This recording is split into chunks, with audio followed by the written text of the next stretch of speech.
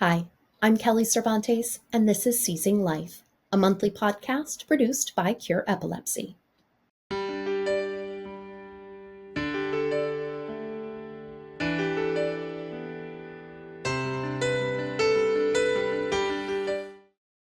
This month, I'm happy to welcome Dr. Connie Tomaino to the podcast. Dr. Tomaino is the executive director and co-founder of the Institute for Music and Neurologic Function, which she co-founded in 1995 with renowned author and neurologist Oliver Sachs. Dr. Tomaino has been a music therapist for more than 40 years, and she is here today to discuss music therapy, what it is, how it is implemented, and who may benefit from a music therapy program. Dr. Tomaino, thank you so much for joining us today. I've been looking forward to this conversation ever since we got to chat in New York several months ago at a Cure Epilepsy event there. So to begin, you are the executive director and co-founder of the Institute for Music and Neurologic Function. Can you give me a brief overview of what all of that means and what it is that you do specifically? Sure. And thank you. It's a pleasure to be here. The Institute was founded in 1995 by myself and neurologist Dr. Oliver Sachs, because back when we started working together in the 80s, it was obvious to us that music had a profound effect on our patients with neurologic conditions, and yet there was nothing known about music in the brain. And so we got support to start the Institute in 1995 to start the conversations between basic science and clinical music therapy, so we could advance our knowledge about music in the brain and help to develop better uses of music in therapeutic situations to help people.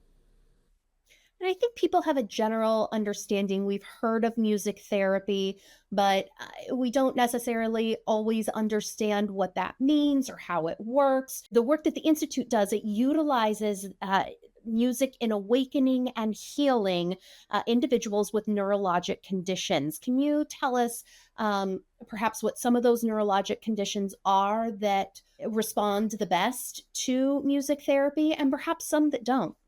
Sure. Well, there's actually a broad range of conditions and situations that do benefit from music therapy.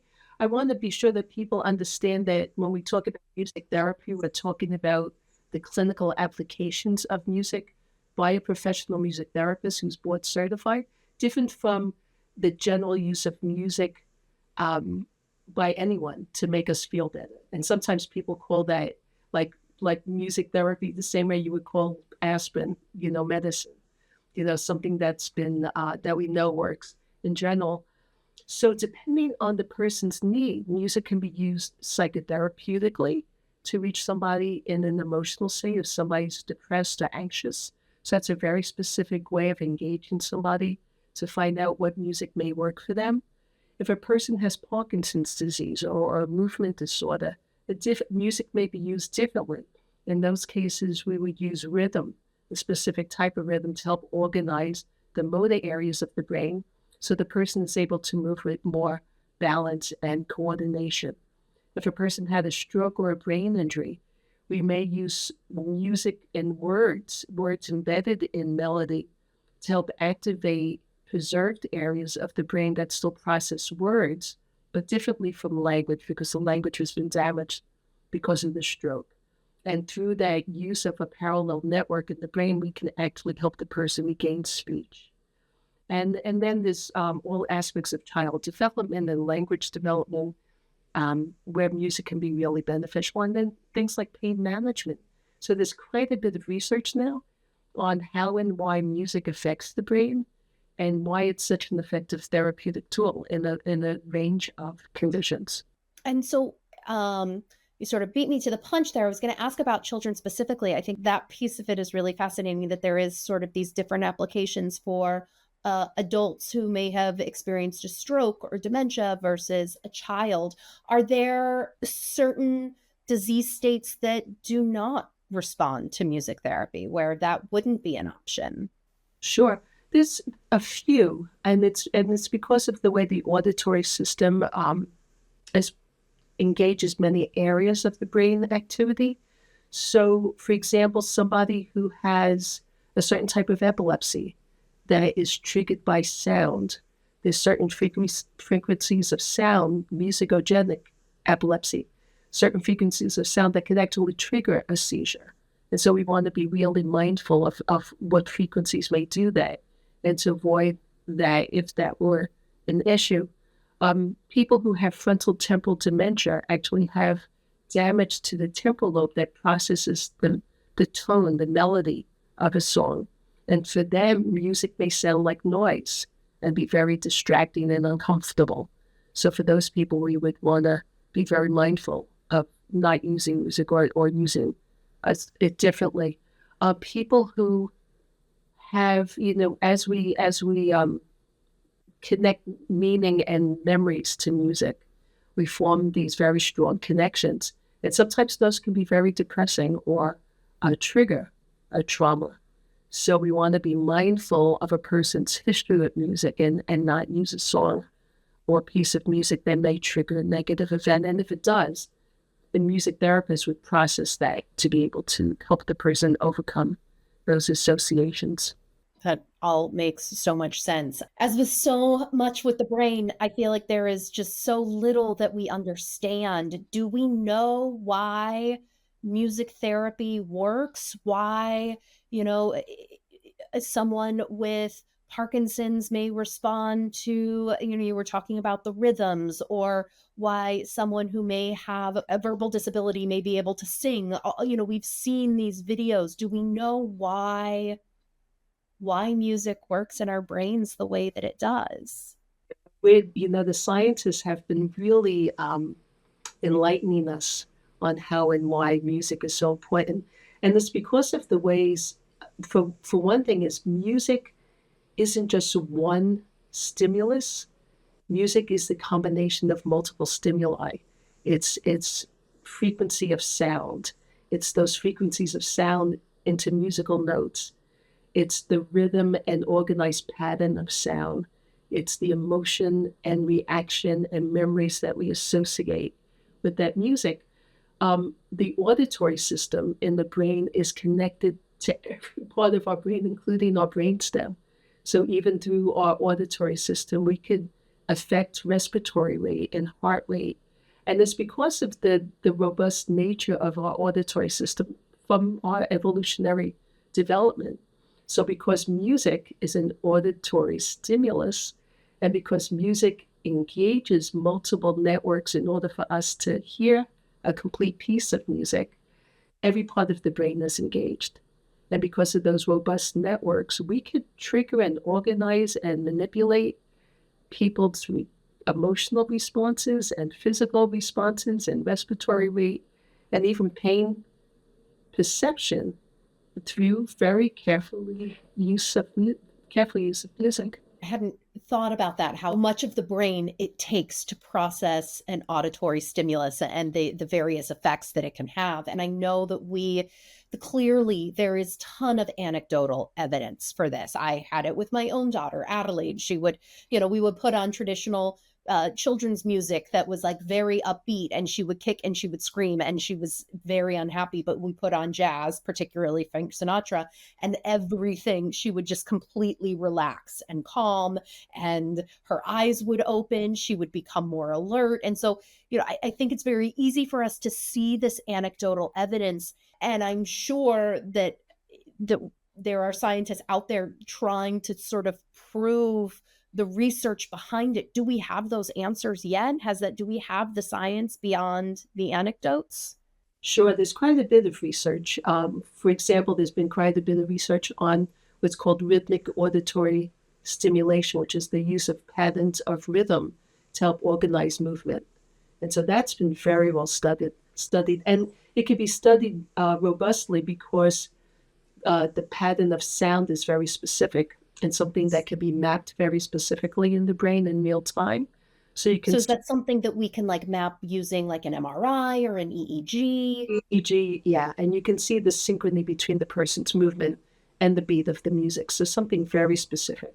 There's also been functional imaging of people who've regained speech after a stroke through something called melodic intonation therapy. So using a very rhythmic, melodic form of music therapy or speech therapy using music that engages the right side of the brain when the left side of the brain has been damaged. And in these imaging studies, you can actually see the enhancement of the neural network on the right side of the brain after months of this very specific intervention. There's been functional imaging studies and PET scans of people, what happens in the brain when somebody gets the chills or gets pleasure from listening to a preferred piece of music. And we know that neurochemicals of dopamine and serotonin get released when somebody has this peak experience. So we can see how how it has a direct effect. Other studies have been done with more classical type of testing. So changes in cognitive skills in young children after very specific uses of music engagement. Hi, this is Brandon from Cure Epilepsy. Did you know that 30% of those diagnosed with epilepsy do not respond to current medications? That is why, for 25 years, Cure Epilepsy has been committed to inspiring hope and delivering impact by funding patient-focused research to find a cure for epilepsy. Learn more about our mission and our research by visiting cureepilepsy.org. Now back to Seizing Life. So I'm curious, obviously, about more specifically this idea of music therapy as it pertains to epilepsy. So, we've heard of the Mozart effect, Mozart's sonata for two pianos in D major, and, how that has been proven to help people with epilepsy. What have you seen? What research have you seen? How can music therapy, how is it being used, and how could it be used to help treat seizures? Sure.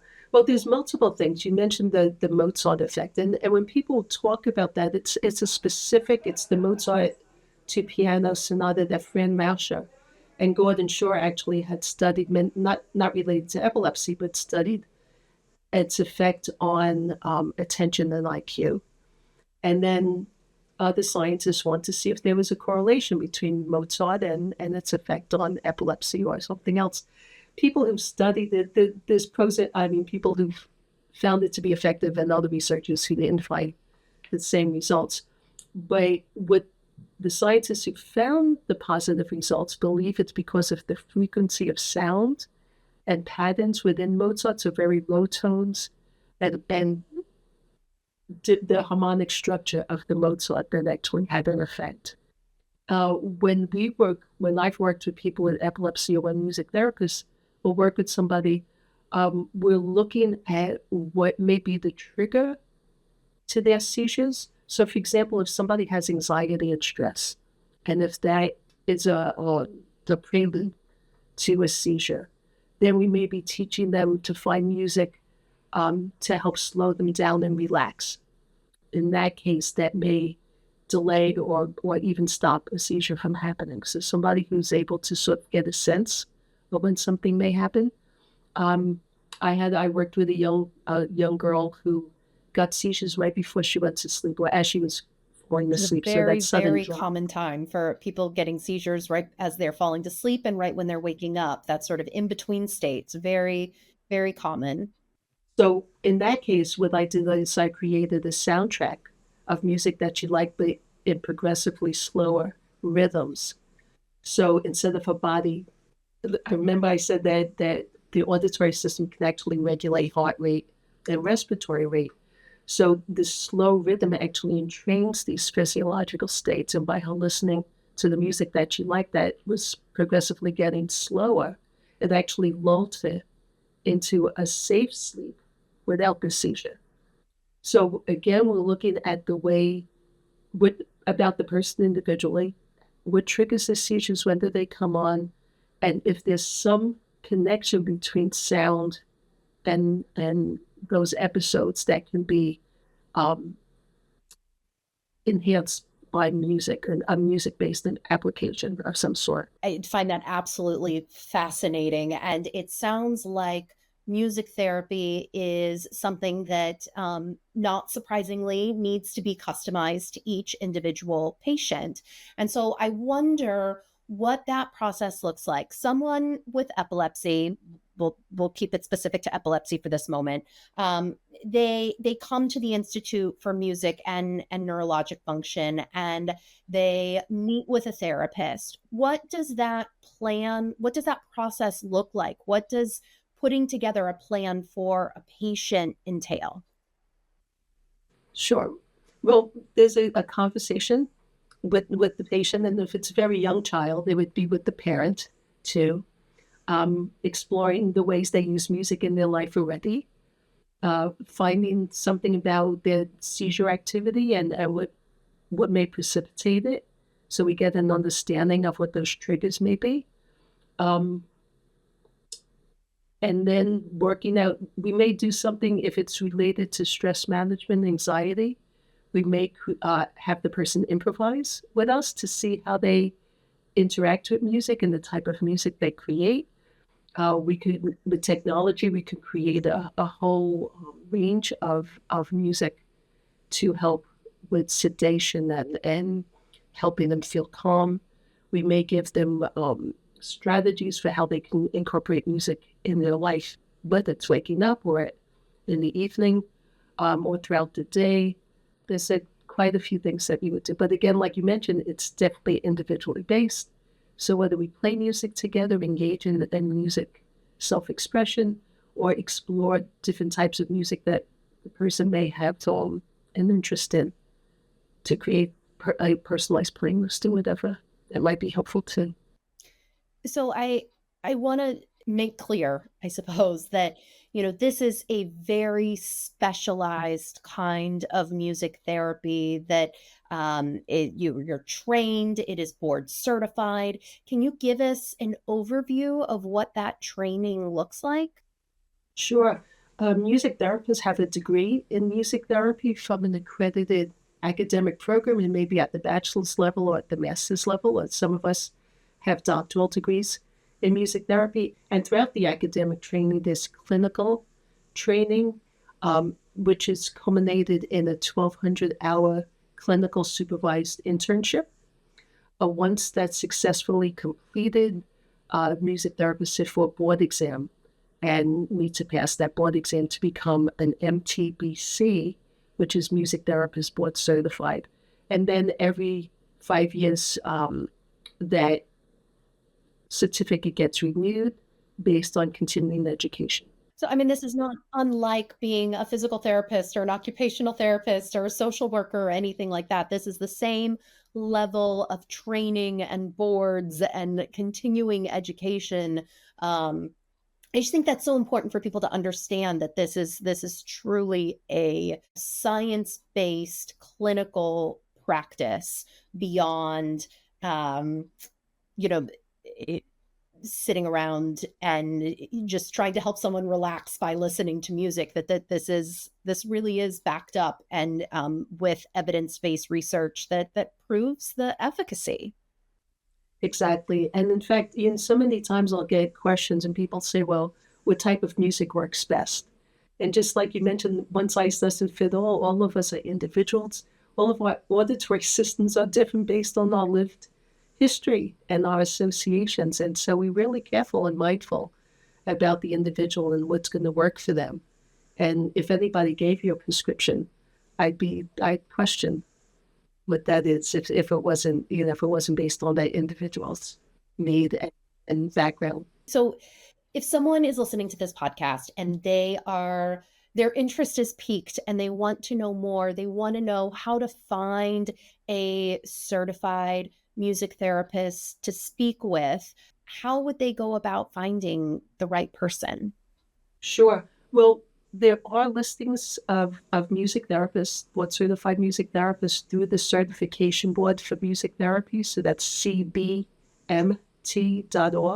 as well as the American Music Therapy Association, which is musictherapy.org. Now, working with people with neurologic conditions like epilepsy requires additional training. So if somebody does find a music therapist in their area, they should ask them about their additional training and background. Is this something that could be done virtually, or does it need to be done in person? Because I'm just thinking, if someone lives rurally or, not for nothing, I have a sneaking suspicion that there are not a lot of certified music therapists that have that epilepsy specialty. And so I always wonder, is it accessible? Is it something that can be done virtually so that more people can have access to it? Sure. Something like the initial assessment and whether music could be beneficial could be done virtually. And people could reach out to us too, which is IMNF, so the initials of the institute.org. There's also an Academy of Neurologic Music Therapists, so music therapists who've had additional training in neurologic conditions, and people can look there as well. That's great. Now, I understand that the Institute also conducts research through grants from various organizations. Can you, as you know, Cure Epilepsy, we are always interested in ongoing research and what is on the horizon. Can you tell us a little bit about what research is currently being conducted at this time? So, yes, we collaborate with neuroscientists at various institutions. For example, we were just working with researchers looking at gamma frequency sound and its effect on short-term memory improvement. And additionally, I'm part of a consulting team that helps with an app called Spirit Tune. That Spirit Tune uses certain original music that can affect people's emotional state. And so we recently did a study with New York University neuroscientists on the effect of Spiritune, on the use of Spiritune compared to other types of streaming programs on anxiety and on task responsiveness. It just makes me think so much of, there's this application potentially for seizures and for epilepsy, but even if someone has a kind of epilepsy that may not be responsive to music therapy, there are so many comorbidities that you just mentioned just now, the anxiety and the depression, the memory loss, all of these things that so often go along with epilepsy. So even if a patient does not find that the music therapy helps with the prevention of their seizures, there could still be a benefit from one of the many, many comorbidities that come along with the effect that epilepsy has long-term on an individual's life. And so I find the work absolutely fascinating, especially in a world where so much of the treatments for a lot of these conditions are either A, invasive, or B, have side effect profiles that are prohibitive or nasty. Somewhere in between there. There's something very natural about music, and to know that this is scientifically proven. So I'm just so grateful for your time today, for spending this time with us, for explaining this, and for your commitment to continuing with this research and helping our epilepsy community. Thank you so much, Dr. Tomaino. My pleasure. Thank you. Thank you, Dr. Tomaino, for sharing your experiences and insights on music therapy and its benefits for people living with neurologic conditions like Alzheimer's, Parkinson's, and epilepsy. For those living with epilepsy, 1/3 are unable to achieve seizure control through currently available medications.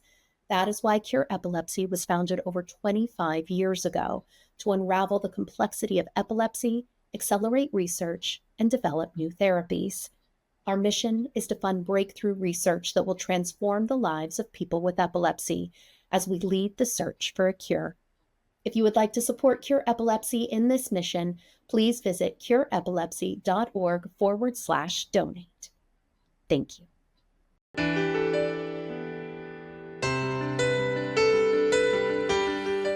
The opinions expressed in this podcast do not necessarily reflect the views of Cure Epilepsy. The information contained herein is provided for general information only and does not offer medical advice or recommendations. Individuals should not rely on this information as a substitute for consultations with qualified healthcare professionals who are familiar with individual medical conditions and needs.